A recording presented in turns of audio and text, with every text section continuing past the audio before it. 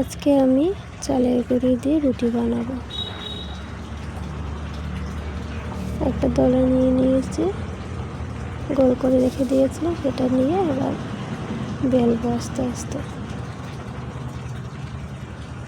এবার গুঁড়ি দিয়ে দিলাম, দিয়ে ভালো করে বেলে নেব গোল করে। আস্তে আস্তে বেলতে হবে, কারণ বেশি চাপ দিলে গোল হবে না।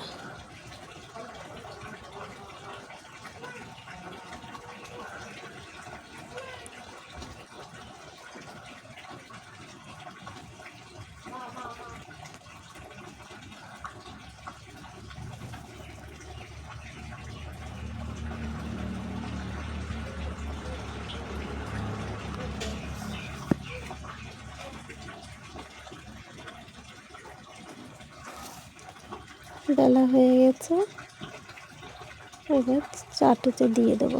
চাটু বসিয়ে দিয়েছি গ্যাসে, তো চাটুর উপরে দিয়ে দেবো। এবার উল্টে দেবো।